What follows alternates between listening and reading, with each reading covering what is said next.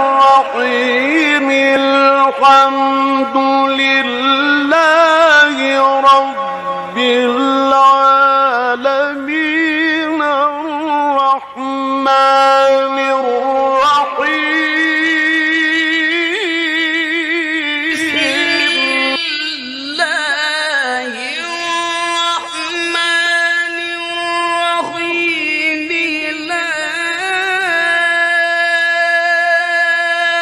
أقسم بهذا البلد وأنت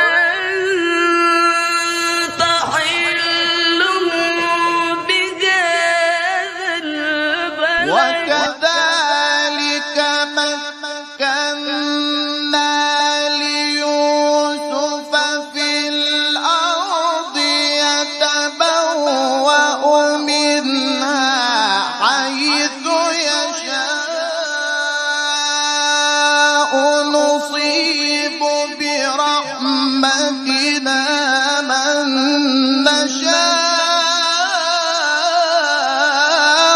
ولا نضيع أجر المحسنين.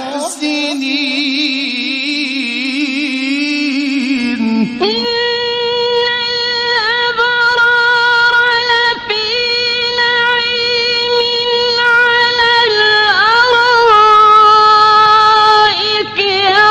ينظرون تعرف في وجوههم نضرة النعيم يسقون من رحيق مختوم ختامه مسك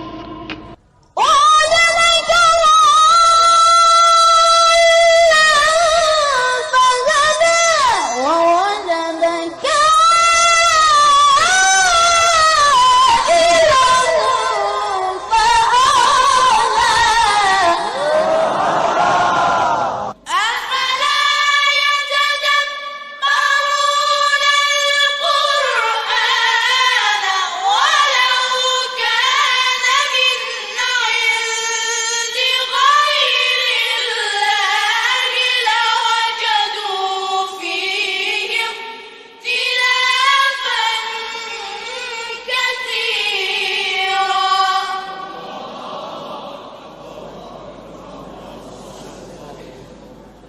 إن هذا القرآن يهدي للتي هي أقوم ويبشر المؤمنين الذين يعملون الصالحات أن لهم أجرا كبيرا.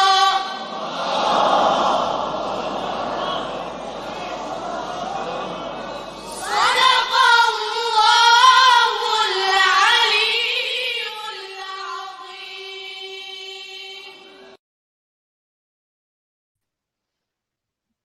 Değerli izleyicilerimiz, selamünaleyküm. Murat TV'den hayırlı akşamlar. Tefsir dersimiz programında yeni bir konu başlığıyla tekrar huzurundayız. Bu programımızda Kur'an'ı nasıl anlamalıyız çerçevesinde bir dosya açıyoruz. Kur'an'ı anlama konusunda bildiğiniz gibi Kur'an'ı Kur'an'la tefsir var, Kur'an'a hadislerle tefsir var veya şu tartışma var. Kur'an'ı anlama konusunda esas ne olmalıdır? Kur'an mı olmalıdır yoksa Kur'an'lar mı olmalıdır?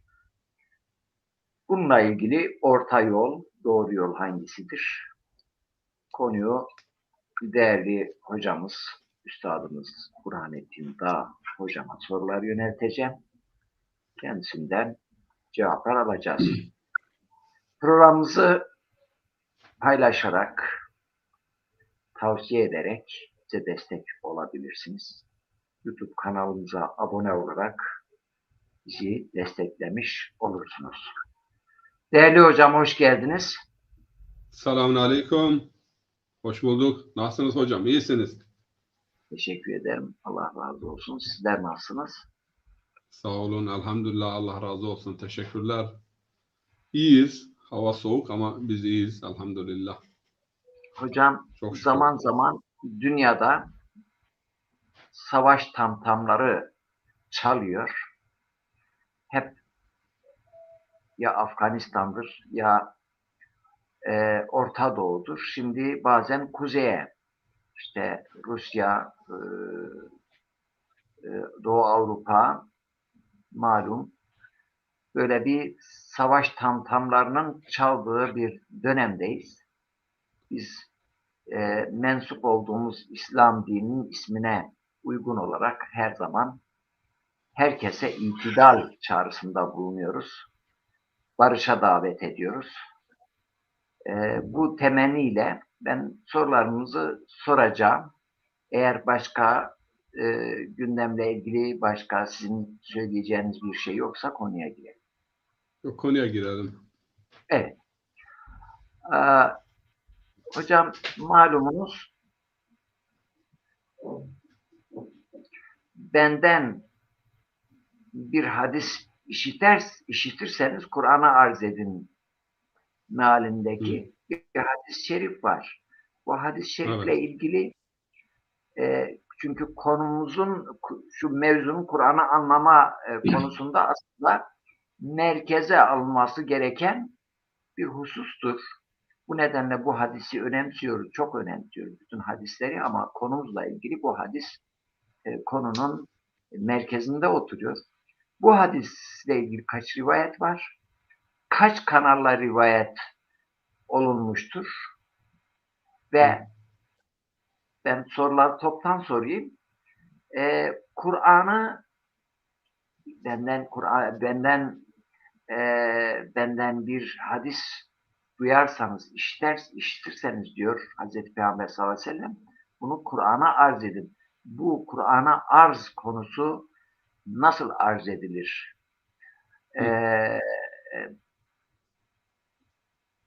Mesela şöyle bir tartışma var. Efendime söyleyeyim, her şey Kur'an'da var. Kur'an'ın dışındaki bir şey, her şeyi, hadisler dahil her şeyi reddediyoruz diye bir görüş var. Bunun da karşısında bir uç görüş daha var. Yani hadis olarak rivayet edilen ne varsa, ne yoksa hepsini alırız. Kur'an'a uygun olmasa da biz alırız şeklinde iki tane uç görüş var. Bunun ortası nedir, doğrusu nedir?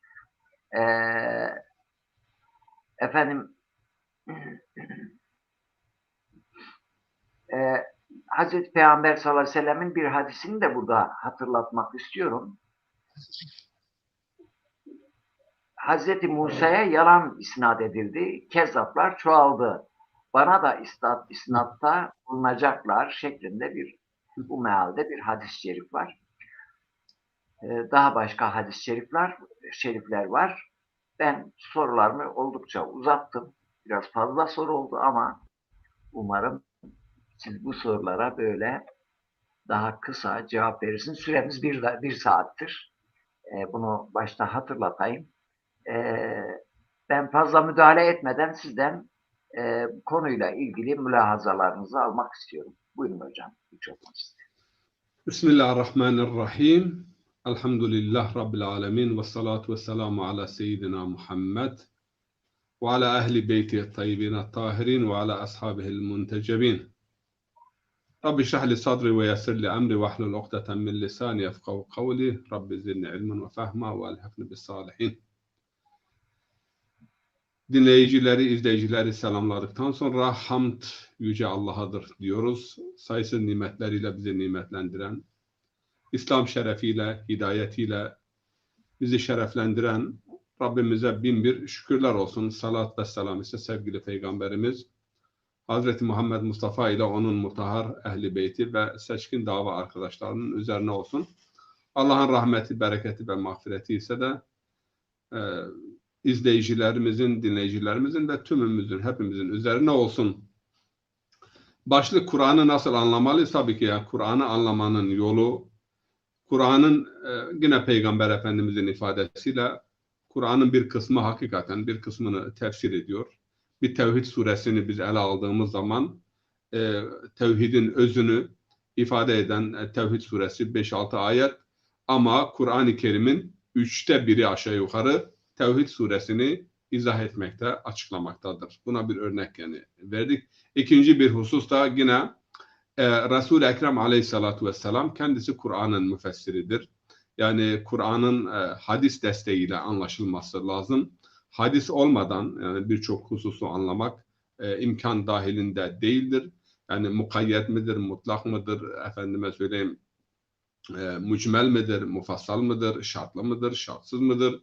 Ayet-i kerime, hadis bu konuda bize tabii ki destek oluyor. Hadis diyor. Rivayet ile hadis ayrımını tabii yapmamız lazım. Öte yandan tabii ki insan aklı, Kur'an akla hitap etmektedir. 200 küsür yerde fiil olarak yani aklın kullanılmasına atıf yapılmıştır. Aklımızı da yanımıza almalıyız. Hatta bu bağlamda yeri gelmişken yine Peygamber Efendimizin bir hadisine değinmek istiyorum. İlginç yani bu konuyla ilgilenirken rastladım. Benden eğer bir söz işitirseniz ve sizi rahatlatmıyor ise ve örf ve maruf yani onda yok ise ve akla hitap etmiyorsa maalen söylüyorum. Bu benden olamaz çünkü ben marufun dışında, maruf yani aklın kabul görebileceği, nefsi salimin kabul edeceği bir söz benim ağzımdan çıkmaz. Eğer bu bir söz kalbe ve akla oturmuyor ise, rahatlatmıyor ise o söz benden değildir. Tabii ki o Kur'an bölümüne geleceğiz. Öte yandan dirayet tefsirlerimiz var, rivayet tefsirlerimiz var, Kur'an'ın Kur'an ile tefsiri var, işaret tefsirleri var, irfani tefsirlerimiz var, hatta felsefi ve kelami tefsirlerimiz vardır. Yani Kur'an'ı anlamanın farklı farklı yolları ama en mükemmel, en güzel önce ayetler ışığında, sonra ayetleri hadis ışığında yani açıklayıcı mahiyette olan hadisleri bilmek lazım. Bir insan eğer hadis ilmine, bilgisine sahip değil ise ayetleri hakikaten anlamakta zorluk çeker. İkinci bir husus da yani sahih hadis gerçekten Peygamberimizin ağzından söylenmiş olan ve %100 bunun Peygamberin ağzından çıktığı tespit edilmiş olan bir söz, bir hadis. Muhakkak ki Kur'an-ı Kerim'de onun bir atfı vardır ve bu konuda ben İmam Şafii'den bir destek alacağım. Diyor ki Beyhaki onu naklediyor. Peygamberin ağzından Kur'an'da aslı olmayan hiçbir söz efendime söyleyeyim çıkmaz. Bu bir. İkincisi yani Kur'an-ı Şafii'nin bu sözünü naklettikten sonra yine hadis olarak, rivayet olarak peygamber yani bir hüküm ile ilgili, şer'i bir hüküm ile ilgili, dini bir hüküm ile ilgili bir beyanda bulunduğu zaman akabinde bir ayet okur. Bu da rivayetlerde vardır. Dikkat etsinler arkadaşlar. Yani bir hüküm, şer'i bir hükmü beyan ederken akabinde ilgili bir ayeti okur veya atıf yapar o ayete. Bunu da beyan ettikten sonra bir noktanın daha altını çizmemiz lazım. Peygamber şari'dir. Bunu da bilmemiz lazım. Yani kanun ve hüküm koyandır. Allah bu yetkiyi kendisine vermiştir. Yani Allah'ın haram kıldığı, peygamberin haram kıldığı, peygamber ne verdiyse alın, neden alıkoyduysa ondan uzak durun. Allah'a itaat, peygambere itaat ve ikisine birlikte yani eğer itaat ederseniz o zaman fawzen azima, büyük kurtuluşa kavuşmuş olursunuz. Ahzab suresinde de ilgili ayeti kerime geçmektedir. Bu kısa izahattan sonra şimdi bu bahsettiğiniz hadisin önce bir kaynağına kaç rivayet kanalıyla gelmiştir, kaç rivayet vardır? 2 rivayete ben değineceğim ama kaç rivayet vardır onu da açıklayacağım. Çünkü bazıları kafalarına hoşlarına gelmediği zaman veya takımın kabul etmediği bir durum olursa hemen bu zayıftır. Yani yok bu reddedilmiş. Hatta bazı kaynaklarda gördüm bunu zındıklar uydurmuşlar. Ne mutlu o zındıklara, ne iyi zındıklardır. Kur'an'ın esas alınmasını ve Kur'an ekseninde bir rivayet, bak hadis demiyoruz, rivayet. Yani bir sözün peygambere ait olup olmadığının tespiti. Bir söz kesinlikle peygamberin ağzından çıkmış ise bunu zaten Kur'an'a arz etmeye gerek yoktu. Çünkü peygamber heva ve hevesten konuşmaz. Bunu biliyoruz. Ama biliyoruz ki peygamber minberine çıktı ve dedi ki İsa Aleyhisselam'a yalan isnat yapıldığı gibi, Musa Aleyhisselam'a yalan isnatlar yapıldığı gibi, onlar adına yani uyduran kezzaplar çoğaldığı gibi benden sonra da kezzaplar çoğalacaktır ve benim adıma da uyduracaklardır ve bunlar mekanlarını, yerlerini cehennemde hazırlasınlar. Peygamber bunu bildiriyor. Yani kezzaplar çıkacak, yalan uyduracaklar, piyasa dolacak rivayetle. Bak rivayetle hadisi ayırıyoruz. Şimdi bu rivayetler çoğaldığı zaman bunları ayıklamak için, filtreden geçirmek için bakın peygamber 2 kriter veriyor. 1, Kur'an'a arz edeceksiniz. Kur'an ile zıt olmaması. İkinci bir husus da aklı selim, kolektif ilmi akıl bunu kabul edecek. Çünkü öyle hadisler vardır ki sizler de biliyorsunuz, bizler de biliyoruz. Ne Kur'an kabul eder, rivayet diyorum, hadis demiyorum. Peygambere isnat edilen rivayetler vardır ki ne akıl kabul eder, ne nakil kabul eder, ne Kur'an kabul eder. Yani uydurma olduğu apaçık. Buna bugün ben birkaç örnek de vereceğim. Ama bir diğer noktada hocam o da şudur. Arz meselesi. Arz dediğimiz zaman bunu nasıl anlamalıyız? Yani çünkü bazıları diyorlar ki ne varsa Kur'an'dadır. Hayır bu yanlıştır. Ne varsa Kur'an'da yok. Dinin ikinci kaynağı sünnet-i nebevidir. Ve Kur'an'da olmayıp da sünnet ile sabit olan bir sürü haramlar vardır. Size örnek vereyim. Yılan etidir, kurt etidir, yırtıcı kuşun etidir, yırtıcı hayvanın sadece Kur'an'da 5-6 tane yenilmeyen etlerden bahsediyor, yenilmeyen şeylerden ama 1001 çeşit eti yenilmeyen hayvandan bahsediliyor ve Peygamber Efendimiz Aleyhisselatü Vesselam ölçü koymuştur. Şu hayvanın eti yenilmez, et yiyenin yenilmez, saldırgan olanın yenilmez. Efendime söyleyeyim tırnakları eğer yani yarık değil ise yenilmez. Bunların hepsi beyan edilmiştir. Yani peygamber şaridir. Önce bunu bilelim. Ama burada arzdan maksat bir hadis değil. Peygamberin %100 ağzından çıktığı sabit olan bir şey biz arz etmiyoruz. Ama peygamber adına piyasada var olan rivayetler bunların peygamberden olup olmadığı için bize bir kriter lazım. Kriteri de peygamber beyan etmiştir. Kitabullah ve aklı salim. Şimdi mesela o kadar işte şu içerseniz şu hastalığa davadır, bu hastalığa davadır. Yok şu millet yaratılmasaydı efendim şu etler bozulmazdı veya efendim müşrik çocuğun yani çocuğu da müşrik olur. Daha Kur'an-ı Kerim peygamber bir yandan her doğan İslam fıtratı üzerine doğar. Her çocuk temiz doğar derken öte yandan yok müşrikin çocuğu da küçük yaşta da ölse cehenneme gidecektir. Çünkü büyüdüğünde o da müşrik olacaktır. Yani katil olmadan kısas hükmüne benzer. Bu izahattan sonra şimdi bu hadisin kaynağına gidelim. Bakın değerli bacılar ve kardeşler. Toplam olarak bu hadis 53 rivayet vardır. Farklı şekillerde. Yani benden bir şey işitirseniz veya bana isnat edilen bir şey işitirseniz veya benim söylediğim bir şey. Mesela ben İmam Şafii'nin Er-Risalesindeki şeklini nakledeyim. Ma ca'akum anni. Peygamber Efendimiz buyuruyor ki ma ca'akum anni fa'riduhu ala kitabillah. Fema vafakahu ana kultuhu ve ma halefehu lem akul. Yani benden size bir şey gelirse yani bana bir isnat yapılırsa Allah'ın kitabına bunu arz edin. Eğer Allah'ın kitabıyla uyum arz ediyorsa yani tezat çelişmiyor ise bakın bazı haramlar var da peygamber söylemiştir. Bunlar Kur'an'da yok. Konumuz bu değildir. Konumuz peygamber adına söylenenin Allah'ın ayetleriyle, hükümleriyle ters düşüp düşmediği hususlardır.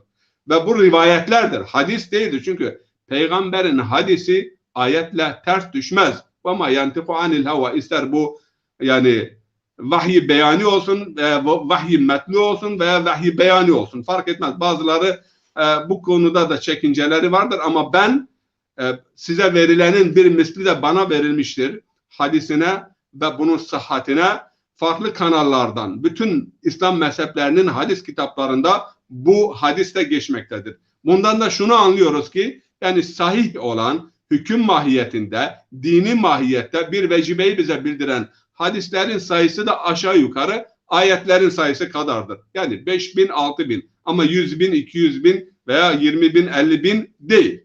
Şimdi gelelim. Bu hadis toplam 53 kanaldan 53 rivayet gelmiştir. 53 rivayet.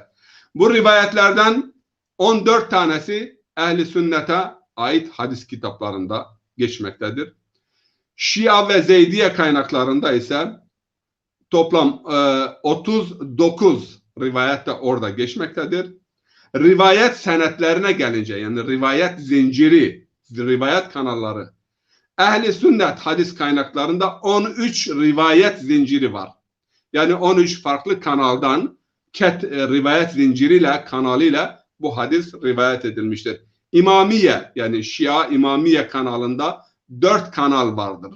5 kanal ve Zeydiye hadis külliyatlarında da 5 kanal vardır. Toplam ise 23 rivayet kanalı vardır. Hadis usulünde, hadis ilminde aşina olanlar biliyorlar ki, yani farklı kanallar eğer aynı şeyi söylüyor ise, farklı rivayet zincirleri ama aynı hususu söylüyorsa burada tevatür hasıl oluyor.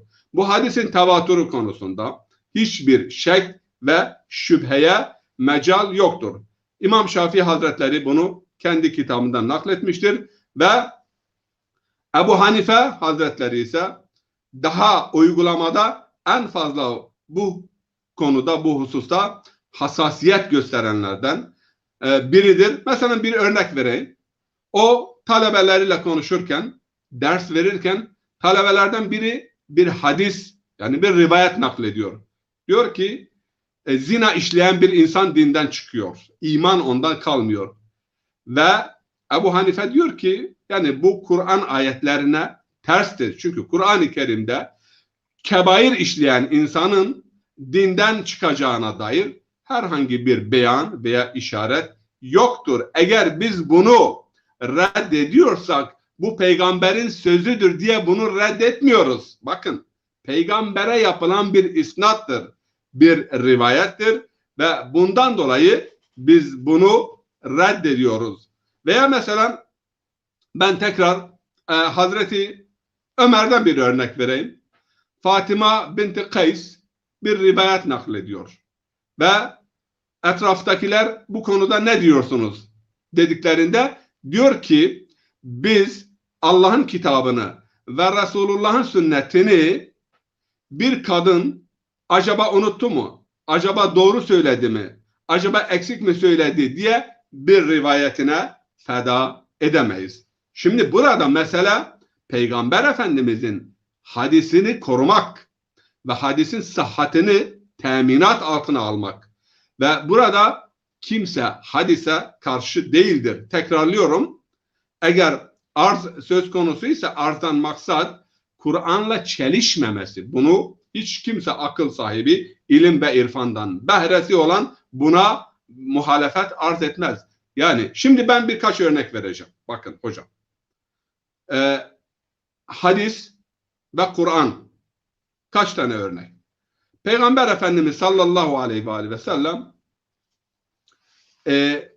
hüküm konusunda, yöneticilik konusunda, yani Müslümanların başına geçecek olan insan kim olması lazım? Bu konuda Peygamber Efendimizin uygulaması nedir? Efendime söyleyeyim, takvadır, ehliyettir. Kur'an-ı Kerim diyor ki eddul emanete ile ehliha. Öyle değil mi? Yani ehil kim ise emaneti ona verin. Ama şimdi hadisler var ve tarihte hep de bu konuda bütün mezhepler tarihine baktığımız zaman biraz önceki hadiste de olduğu gibi mesela hariciler dediler ki bir insan kebair işledi mi dinden çıkmıştır. Dinden çıktı mı öldürülmesi meşru oluyor ve tarihte binlerce, yüz binlerce insan bu şekilde katledilmiştir. Bugün de katlediliyor. Adam diyor ki kebair işledi, al sana efendime söyleyeyim hadis, zina işledi veya mesela başka bir kebire işledi, dinden çıkmıştır, dinden çıktı, katli helaldir. Bakın önemli mesele. Ama bu hadis veya bu rivayet hadisle demiyor, Kur'an-ı Kerim'in efendime söyleyeyim mantığına, Kur'an-ı Kerim'in ayetlerine tamamen ters düşmektedir. Şimdi emanet.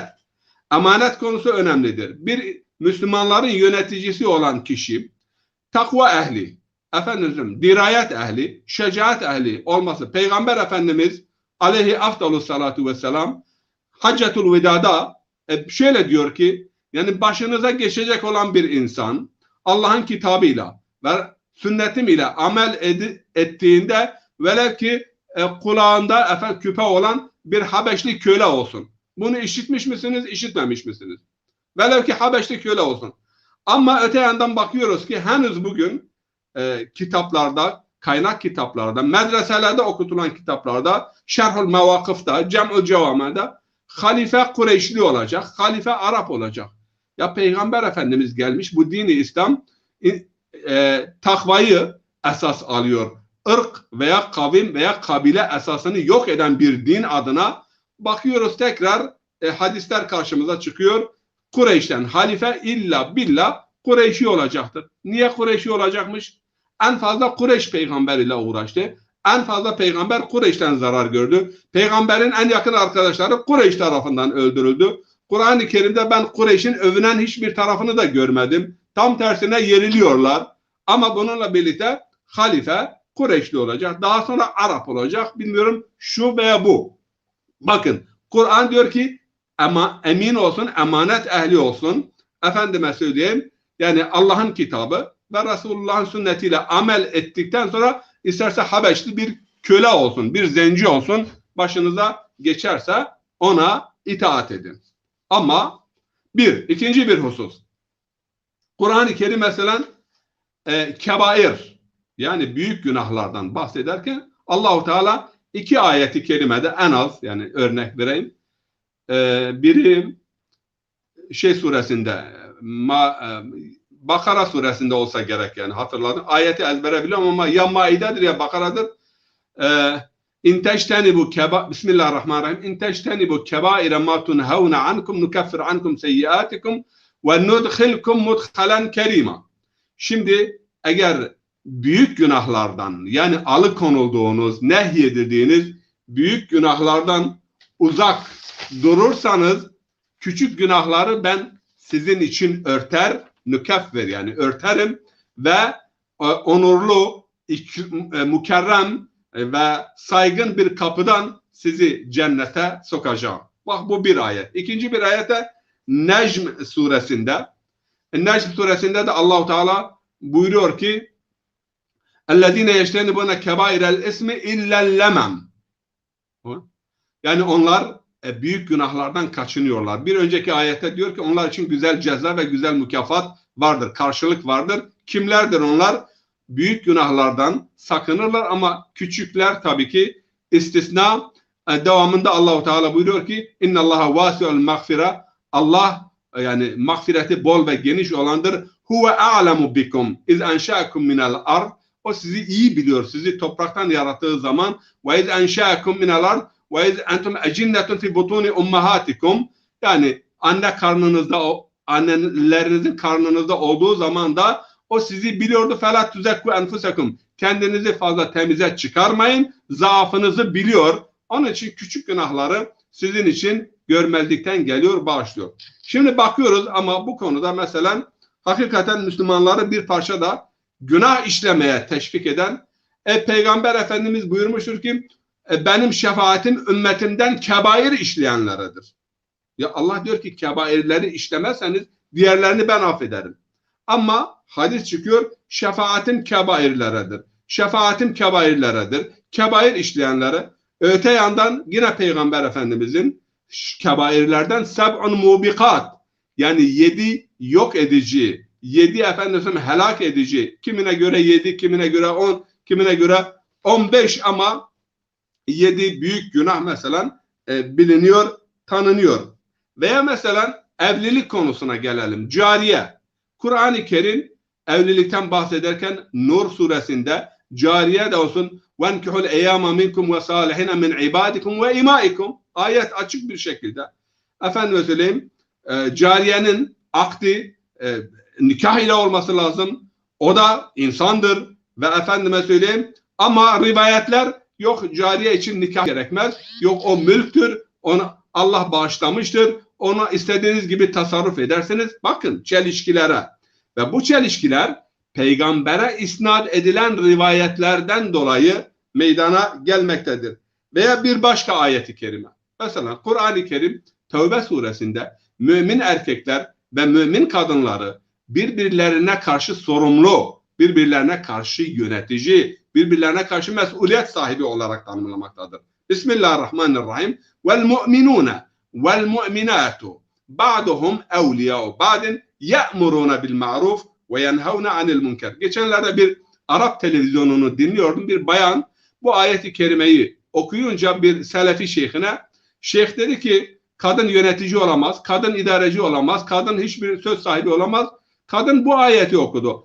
Buradaki velayetten maksat dedi ki şeyh dostluktur. Yani müminler birbirlerinin dostudurlar. Ama kadın dedi ki bak ye'muruna bil ma'ruf. Emir ve nehi yetkisine sahiptirler. Burada diyor ki hem kadınlar hem erkekler birbirlerine karşı sorumludurlar, yetki sahibidirler, emir ederler, yasaklarlar. Buna karşı ne dersiniz? Şeyhimizin yani cevabı orada mantığı son buldu. Söyleyecek sözü kalmadı. Şimdi durum böyleyken ama bir de rivayetler var. Kadın yetki sahibi olamaz, kadın efendim velayet sahibi olamaz, kadın idareci olamaz, kadın şu olamaz, kadın bu olamaz ve bugün bunun sıkıntısını çekiyoruz. Veya mesela bir hadis, yine örnek veriyorum, bu örneklerle mesela anlaşılmış olsun. Ebu Hureyre'den nakledildi. Ebu Hureyre dedi ki zinazade, yani zinadan meydana gelmiş bir çocuk 3 şerden biridir. 3 şerden biridir. Ve bu haber Hazreti Ayşe'ye ulaşınca dedi ki Allah ona merhamet etsin. Peygamber öyle demedi. Peygamber bir münafık hakkında konuşurken dedi ki o 3 şerden biridir. Yani 3 tane şer, 2 ayrı şer var, biri de budur. Yani 3 şer insandan. Ve sonra peygamber o insanın neslini araştırırken o insanın veledü zina olduğu da ortaya çıktı. Ve devamında diyor ki Hazreti Ayşe Ebu Hureyre'nin yaptığı rivayeti red olarak Allah kitabında kimse kimsenin günahını yüklenmezken, yani bir insan eğer gayrimeşru bir ilişkiden dünyaya gelmiş ise onun suçu nedir? Bakın onun suçu nedir? Niye o şer olsun? Niye başkasının günahı ona hamledilmiş olsun? Bunu da aldıktan sonra evet, necis konusu. Yani Peygamber Efendimizin bir sürü hadisi vardır ki neciste şifa olmaz. Ama necis olan hususlardan ya şifa arayanlar, biliyorsunuz ki bu ilgili hadisleri, rivayetleri ben burada dile getirmek istemiyorum. Veya çok önemli bir husus. Üzerinde çok durmamız gereken ve şimdi bunu beyan ettiğimde çok itirazlar da gelebilir biliyorum. Rejim meselesi. Rejim. Ve zina yapan bir insanın erkek olsun kadın olsun. Bunun cezası nedir? Bunun cezası arkadaşlar Kur'an-ı Kerim'de açık ve net bir şekilde Nur suresinde "Ez-zaniyetu ve-zani feclidu kulle vahidin minhuma mi'ate celdetin." Yani 100 dayak yenip ondan sonra ayrılıyorlar. 100 kamçı veya 100 efendime söyleyeyim işte sopa. Tamam. Şimdi bazıları diyorlar ki bu efendime söyleyeyim yok bekar olan kız veya erkeğin cezasıdır. Değerli bacılar ve kardeşler. Ayette ne bekar erkekten ne bekar kadından, Kur'an-ı Kerim edebiyat kitabıdır. Bir yerde eğer atıf olursa onu hemen beyan eder. Muhsine, korunmuş, evli kadın, bekar kadın, cariye, bu ayrıntılara Kur'an büyük önem atfediyor. Ez-zaniyetu ve zani mutlak anlamda bir ifade kullanılmıştır. İkinci bir hususta zina. Ne zaman zina olur? Üçüncü bir insanın hakkı paymal olduğu zaman o zaman zina olgusu meydana gelir. İki bekar insan bir ilişkide bulunmuş ise biz karı kocayız, nikahımızı da kıydık, şahit sünnettir, farz değildir. Yani biz bunu nasıl ispatlayabilirsiniz? Bunlar zina etmişlerdir, ayrı bir mesele. Ama gelelim Nisa suresinde. Nisa suresinde cariye olan, bir cariye eğer zina işlemiş ise bunun cezası nedir? Ayet-i kerime açık bir ifadeyle diyor ki bunun cezası ise muhsine olan kadının işlediği, muhsine demek iki anlamı var. Evli olan ve hür olan kadın. Bunun işlemiş olduğu yani zina cezasının yarısı buna uygulanır. Peki rejmin yarısı nedir? Eğer rejimi farz edelim kabul edersek bunun yarısı nedir? Var mı bunun yarısı? Ama 100'ün yarısı 50'dir.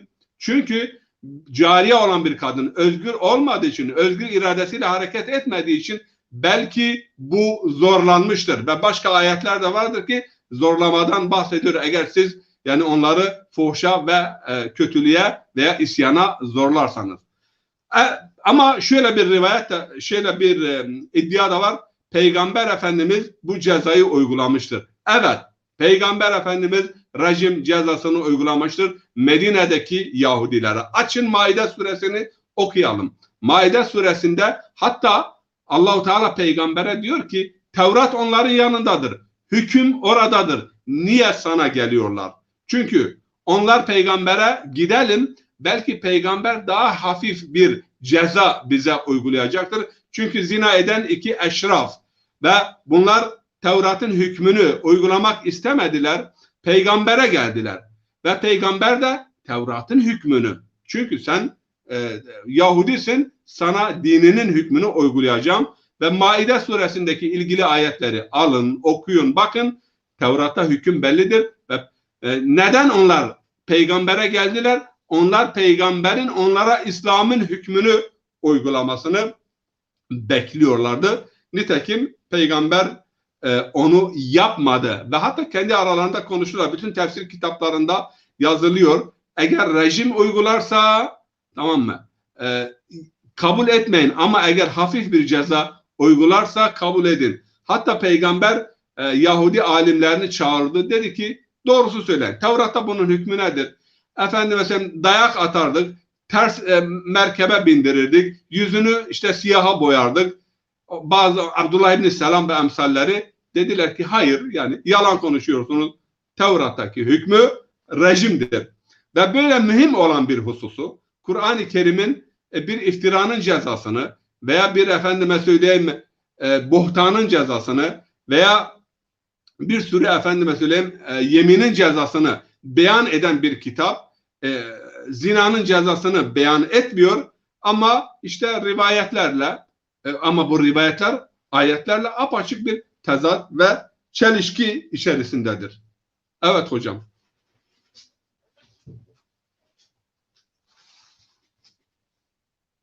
Konuyla ilgili açıklayıcı bilgiler verdiniz. Ben sözünüzü hiç kesmedim. Ramazan Yıldız kardeşimiz selam vermiş. Aleykümselam. Vedat Karabulut kardeşimiz. Yine selam değerli hocalarım. Aynı zamanda iyi yayınlar demiş. Teşekkür ederiz. İsmet Karataş. Kardeşim selamun aleyküm ve rahmetullahi ve berekatuhu. Hayırlı akşamlar olsun hepimize demiş. Ve aleyküm selam ve rahmetullahi ve berekatuhu. Yani konu benim anladığım kadarıyla buzuha açıklığa kavuştu. Yani aslında benim okuduğum kaynaklarda şimdiye kadar edindiğim bilgiler şahsen bütün ulema yani bütün ulema bizim bildiğimiz, tanıdığımız Kur'an esastır. Kur'an'da herhangi bir konuda açık hüküm yoksa veya bir hüküm yoksa hadise başvurulur, sünnete başvurulur. Onda da yoksa ondan sonra peyderpey kaynaklar devam ediyor. Ve Kur'an esas olduğuna göre hadisin Kur'an'a aykırı olması düşünülemez. Eğer öyle bir şey söz konusu ise işte orada asıl olan Kur'an'dır. Affedersiniz. Burada bir araya bir video mu girdi? Pardon. Evet. Yani burada eğer Kur'an'a aykırı bir hüküm varsa ki günümüzdeki hukuklar da aynıdır. Yani hukuk hukuktur. Aslında hukukun temel esasları vardır. Mesela bütün dünya hukuklarında mesela bugün dünyada hakim olan Birleşmiş Milletler Evrensel Beyannamesi'ne aykırı hukukları dünya kabul etmiyor. Veyahut Avrupa Birliği normları diye bir şey var.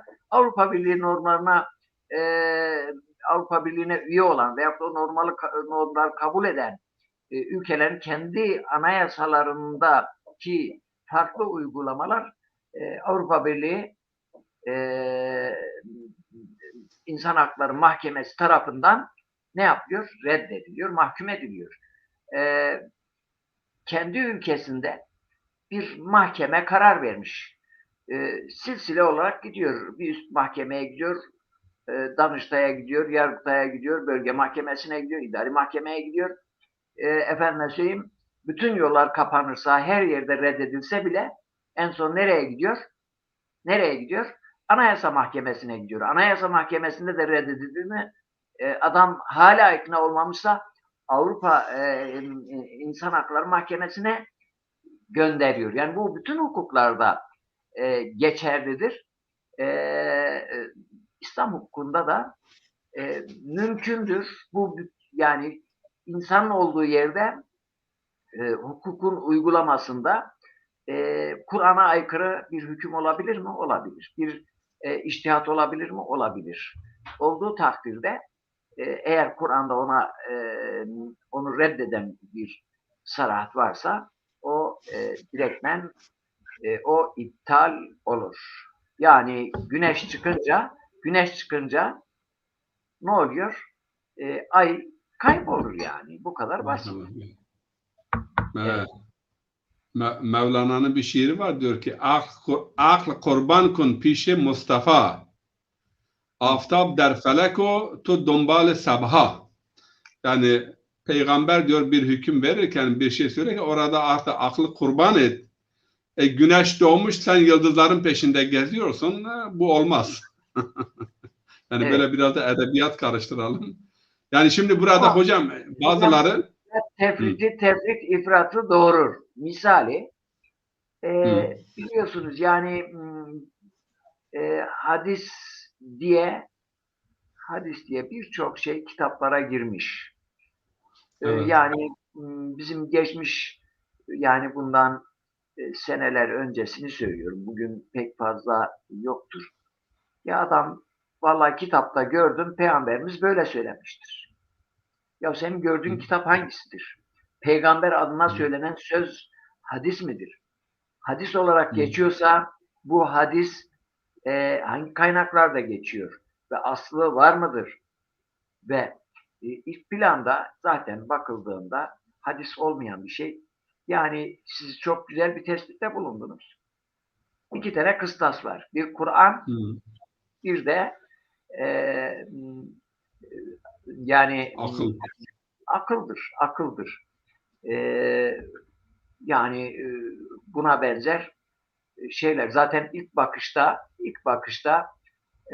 hadis olup olmadığı makul bir insan aşağı yukarı Kur'an'dan haberi olan makul bir insan hadis olup olmadığı konusunda hemen fikir beyan edebilir.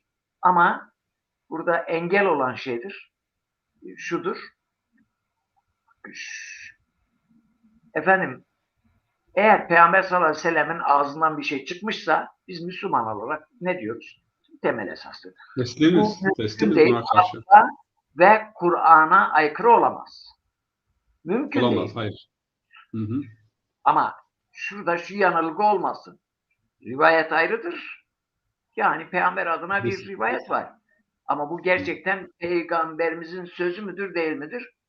o konuyu da uzmanları cevaplandırır ve hakikaten hocam tabii hadis konusunda bütün şeylerde, bütün ekollerde çok didik de edilmiş, bayağı da şey yapılmış ama buna rağmen hala tek tük yanlış anlayışlar var. Yani muhaddislerin didik ettikleri noktalarda bile hala kafası net olmayan, yani eğer bu Peygamberimizin sözü müdür, değil midir? Yani her rivayet edilene Peygamberimizin sözü gibi sarılsaydı muhaddisler bu kadar uğraşmazdı. Fıkıh usulü, hadis usulü, işte hadis, cerh, tadil meseleleri bu kadar böyle bir ilim gelişmezdi. Bunun sebebi yapılan, yani açık net söyleyelim, uydurma hadisleri gerçek hadislerden ayırt etme çalışmasıdır yani. Ve bugün de bu konuda nasıl ki hadissiz bir İslam olmaz, sünnetsiz bir İslam olmaz diyor isek, aynı şekilde uydurma hadisleri de Peygamberimizin sözü gibi ortalıkta İslam'ın içine sokmamak gerektiği konusunda da hassas olmak gerekiyor diyorum. Hocam burada tekrarlayayım, yani şimdi yanlış anlaşılmasın veya yanlış anlaşılmaya fırsat vermemek için. Bir tarafta ifrat var. Bir tarafta ifrat, hadisi muhafaza veya hadise saygı adı altında veya hadisi koruma adı altında ne var ise ben bunu hadis olarak kabul ediyorum. Tarihte de böyleleri çıkmış. Haşeviye diye bir mezhep vardır. Haşeviye demek yani ahşa, yani ot, çöp toplayanlar. Yani peygamber adına Arap kültüründe efendimize söylenen binlerce, yüz binlerce bunlar toplamışlardı. Bunun adına efendimiz işte Haşeviye mezhebi. Bunlar hadis. Öte yandan bazıları da yok, yani karşıt, birbirini besleyen iki görüş. Karşıt görüşte yok, her şey Kur'an'da vardır. Peygamber onun açıklamasından başka bir şey söylememiştir. Kur'an şari değil, yani peygamber şari değildir. Peygamber kanun veya hüküm koymaz. Hüküm sadece Allah'a aittir. Ama yine Kur'an-ı Kerim'i okuduğumuz zaman peygamberin haramından, Allah'ın haramından peygambere itaat, Allah'a itaat, ikisine birlikte, eğer Allah'ı seviyorsan peygambere itaatten bunun yolu geçer. Bunları görmezlikten geliyorlar. Kafalarında bir şablon çizmişler ve o şablonlarına göre veya o fikir dünyalarına göre ayet veya hadis yorumuna gidiyorlar. Tekrarlıyorum, rivayet peygambere isnat edilen ve peygamberin ağzından çıktığı sabit olmayan sözlerin, yani Kur'an mantığı, akıl mantığı, akıla, Kur'an'a havale etmemiz gerekir. Bakın, iyilik ve güzellik hakkında, iyilik ve kötülük hakkında Peygamberimizin Vasibe bin Ma'bad olsa gerek. Sahabi peygambere geliyor. Peygamber diyor ki, biliyorum niçin geldin. İyilik nedir, kötülük nedir diye soracaksın. Bakın, iyilik nedir diyor. Mel birru. Bir nedir? Güzellik nedir? Yaptığın zaman diyor, senin içini rahatlatan, nefsini rahatlatan ve sana bir hoşnutluk kazandıran her güzel davranış iyiliktir. Kötülük ise diyor, kalbe ağır gelen, nefse ağır gelen ve insanı sıkan davranış ve hareketler. Dikkat ederseniz burada insanın nefsi, insanın o pak ve temiz fıtratı bir iyilik veya kötülük için ölçü kabul ediliyor.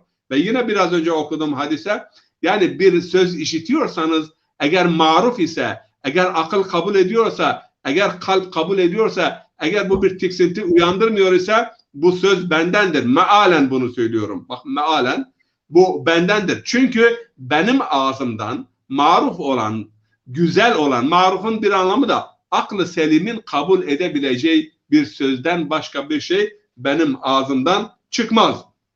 Yine bu hadisin bu hadisle İmam Ebu Hanife bu konuda çok titiz davranmıştır ve Hanefilerle Caferiler bu konuda öncü rol ifade etmektedirler.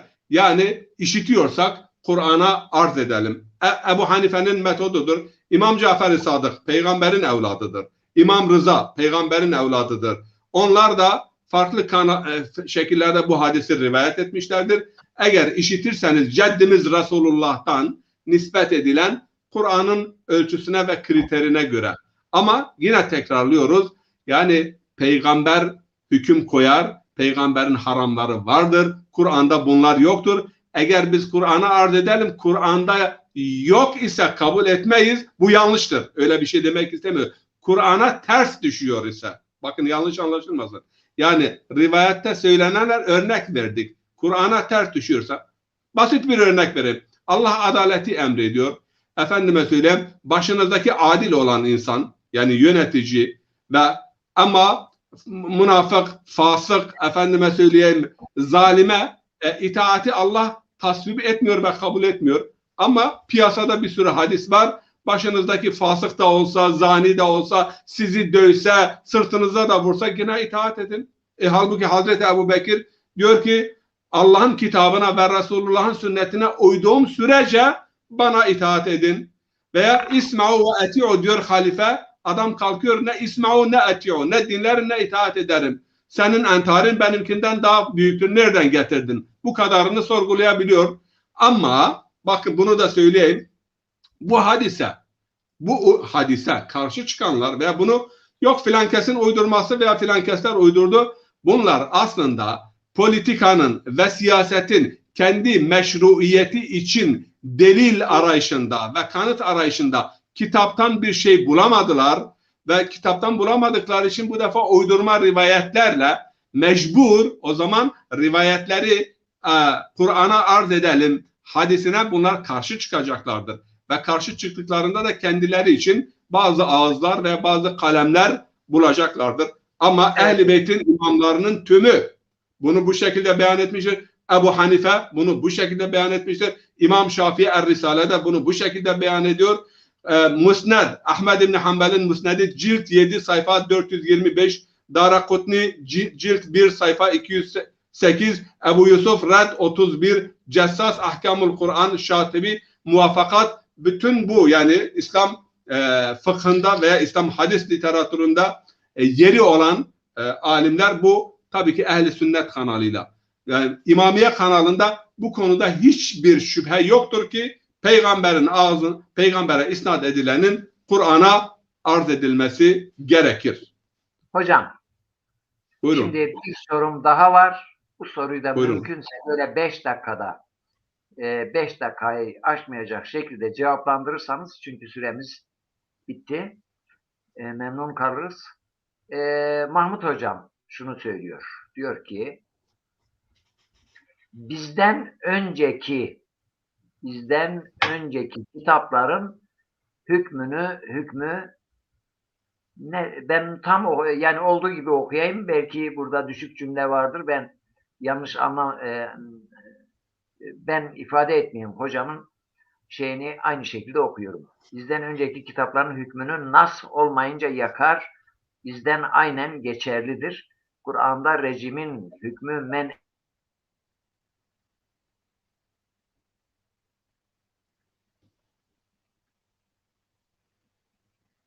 Evet. Sesin kesildi hocam.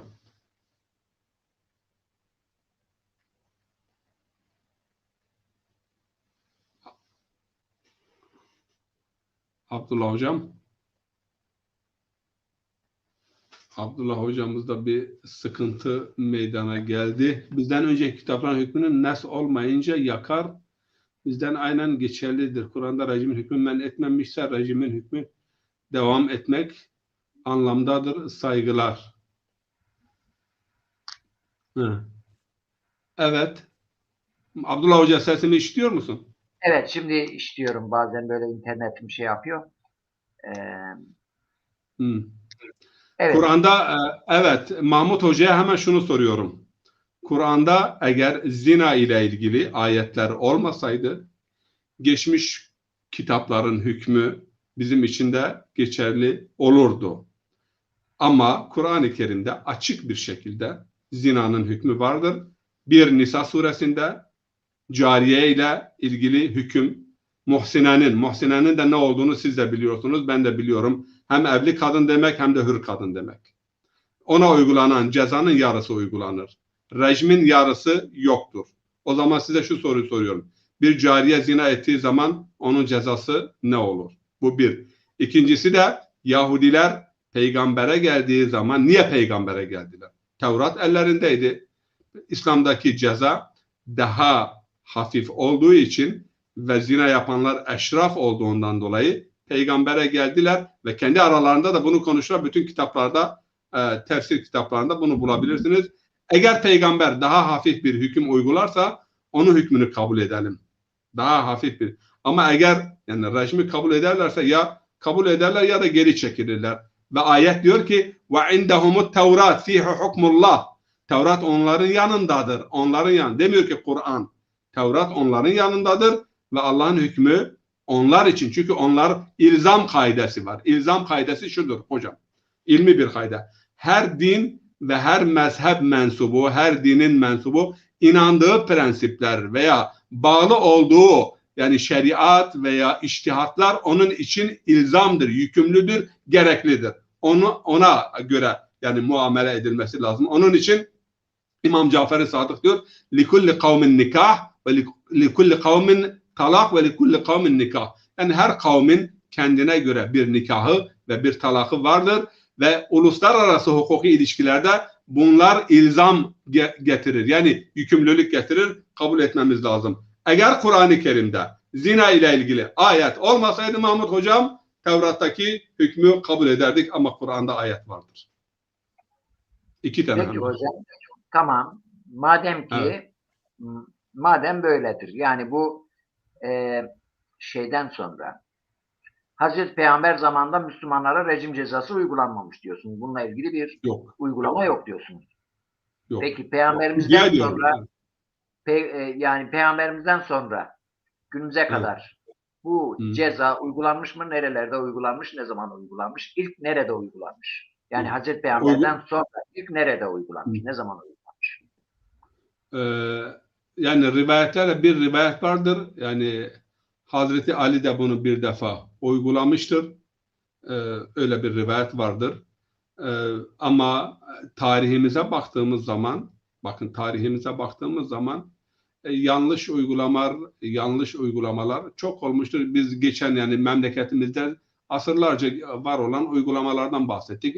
En basitinde bir talak meselesinde ne yanlışların yapıldığını siz de biliyorsunuz. Ben de biliyorum. Bunları detaylıca gördük. Tarihte de yani bu yanlışlar oldu. Bugün Kur'an elimizdedir. Kur'an'daki ceza budur. Tarihte çünkü İslam'da tarih dinin parçası değildir. Bakın bu önemli. Bizimle Hristiyanlar ve Yahudiler arasındaki en önemli fark Yahudilikte ve Hristiyanlıkta tarih dinin parçasıdır. Neden? Çünkü 1000 senelik bir süre içerisinde Yahudilik şekillenmiştir. Ama el-yevme ekmeltu lekum dinekum dediği zaman orada din noktalanmıştır. Ondan sonraki uygulamalar tamam eğer bu kitaba uyuyorsa, bu kitabın ve makasıd-ı şeriaya uyuyorsa bunlar makbuldur. Aksi takdirde tarih İslam'da şeriatın bir kaynağı veya bir mesela menba değildir veya şer'i hüküm istinbat edecek bir.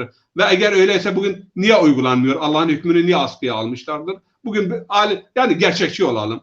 Alıyorlar, okuyorlar, bakıyorlar ki yani tarihte de olmuş olabilir ama eğer Allahu Teala diyor ki Kur'an-ı Kerim'de eğer bir nesk olursa yani ben Kur'an'da neskin olduğuna inanmıyorum.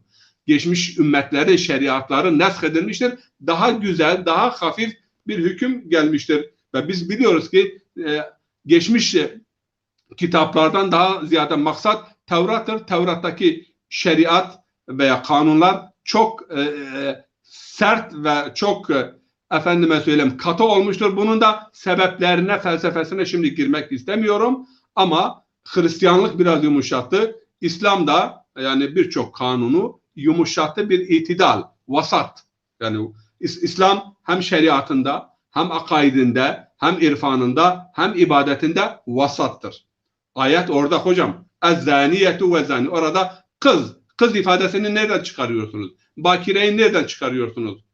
Ve ikinci bir husus zina, tekrarlıyorum. İkinci bir insanın yani bir insanın hakkı ve hukuku payimal ettiği zaman söz konusu oluyor. Ben ve diğer kadın ikimiz de bekarız. Ben seni seviyorum, seninle evlendim. Senin şartlarını kabul ediyorum. Hiç kimse diyemez ki bu evlilik batıldır.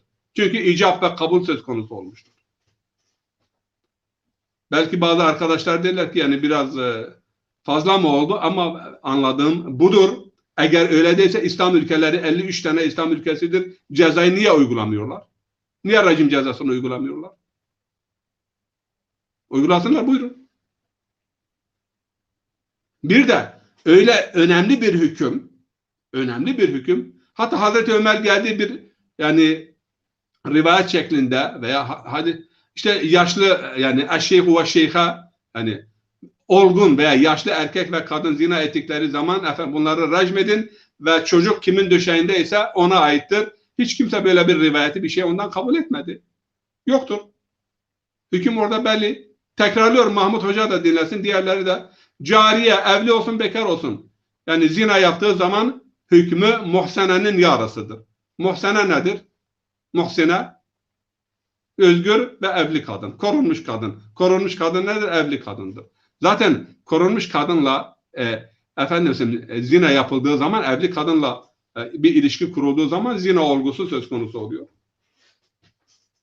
Diğerinde de zina olabilir ama onun ispatının yapılması, yani iki bekar, bunu ispatlamakta zorlanırsın. Nasıl? Biz evlenmişiz. İcap kabul aramızda gerçekleşmiştir ve bundan böyle bu benim karımdır dediği zaman sen bunu nasıl ispatlarsın? Evet. Şahit ise şahit talakta vaciptir. Evlilikte şahit sünnettir. Vacip değildir. Diyorsunuz ki hukuki bir problem de çıkar diyorsunuz. Evet. Tabii. Hocam, programımız burada müsaadenizle hitam bulsun, sona ersin diyoruz. Bu faydalı açıklamalarınız nedeniyle teşekkür ederim. İzleyicilerimize bu sohbetimize katıldıkları için ve katkıda bulundukları için teşekkür ediyorum. Hayırlı geceler diliyorum. Esselamu Aleyküm ve Rahmetullah. Aleykümselam ve Rahmetullah ve Berekatuhu.